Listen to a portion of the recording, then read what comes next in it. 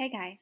Okay, so first things first, make sure that you completed your bow work and that you turn it into the sub before you leave today. Okay, so the next thing we're going to do is we're going to go over the vocabulary. So you should be using headphones if you have headphones, and then pause the video every time you need to write down a definition or if you've thought of a sentence, and add that to your vocabulary sheet. Before you keep watching the video, make sure that you have this paper from the substitute so that you can fill out the definitions as I go over them in this PowerPoint. Okay, so here are our first words. These are words that are going to be in Act 1 of Romeo and Juliet. So the first word is adversaries. And you'll notice I crossed out the synonym for adversaries because it just means enemies. An adversary is an enemy. So you can see the picture of the two guys there. They're obviously adversaries. Okay, our second word is a noun, and it is disposition. So disposition means your temperament or a person's nature. So for example, if you're kind of a melancholy person, like you're depressed a lot, you're kind of a sad, glass is half full person, then you might have kind of a sad disposition. Or maybe you're always happy and you have a happy disposition. So it's like your temperament, what you're normally like. Okay, our next word is a tricky one that isn't used very much anymore. It's called solemnity. And it might sound like the word solemn, which means serious, but this is totally opposite. In Romeo and Juliet, the word solemnity means celebration or party. That's it. Okay, solemnity means celebration. And it's a noun, so you would use it just like you would use the word party. All right, our next word is a verb, so it's an action. So forfeit means to give up as punishment. Okay, or you could use it like give up. So if you know you're going to lose the chess game, you might push your king over and say, I forfeit, or I give up. Or if some of your football players don't show up, you might have to forfeit the game if you don't have enough players.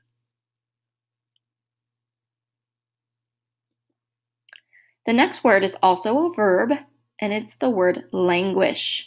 This means to long or pine for or suffer.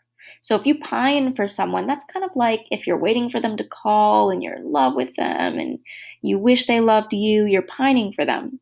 But it also means like suffer, like if you're languishing in pain.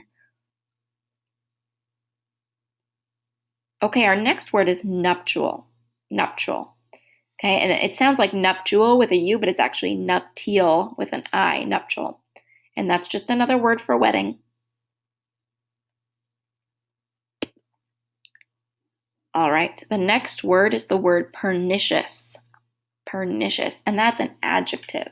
So pernicious means deadly or dangerous. For example, I could say in Romeo and Juliet, they play with pernicious swords, dangerous. Or in that picture, you could say that looks like a pernicious chemical.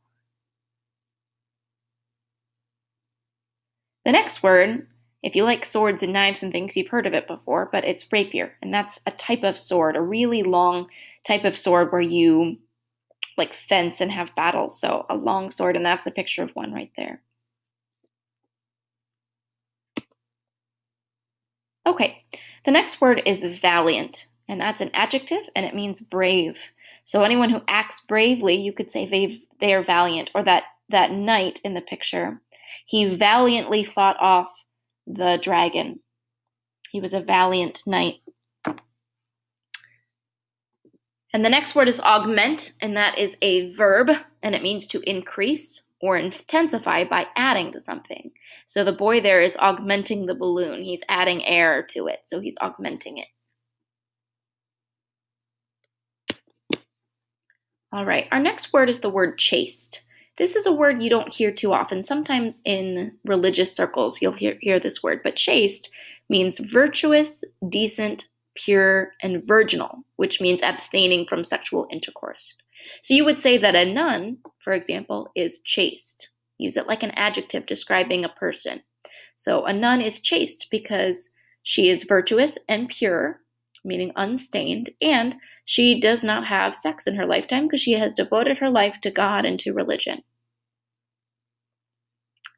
All right, the next word is grievance. It comes from the root word grieve, right? So you grieve when you're upset or when you're extremely sad. So a grievance is a thing. So you need to use it like a noun, like you would have a grievance. So it's a problem causing resentment or a complaint. So in this little picture here on the right, it looks like these workers have a grievance against their boss. Like he's not doing anything and they're doing all the work. So they have a grievance. Kind of like the word complaint.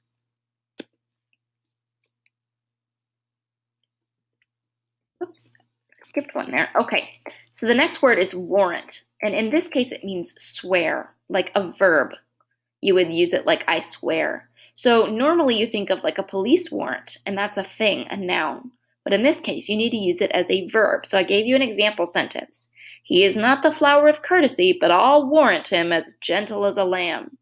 So that is a sentence straight from Romeo and Juliet. So when it says he is not the flower of courtesy, it means he's not very courteous. He's not very polite. But I'll warrant him as gentle as a lamb.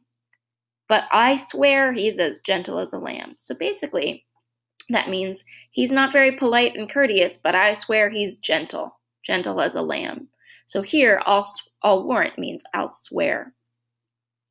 Our next word is purge, which means to cleanse or to remove. So a lot of you have probably heard of or seen one of the Purge movies where they get rid of people they don't like. They purge people. But we use it a lot to mean like clean out. Like you might purge your closet and all of your old clothes you'll donate or you'll throw away. That's a purge. So it can be a purge, that's a noun, or you can purge something. You could purge yourself of, I don't know, bad food or something like that. All right, our next word is the word maidenhead, and that just is an old word that people don't use anymore. That means virginity. So young girls were supposed to keep their maidenhead until marriage because that was a desirable thing, and it meant that they were pure and they were chaste. All right, this last one isn't a word, but it's a phrase. So the phrase bite my thumb is just like the phrase flipping someone off. It's an insult. It's like giving someone the finger.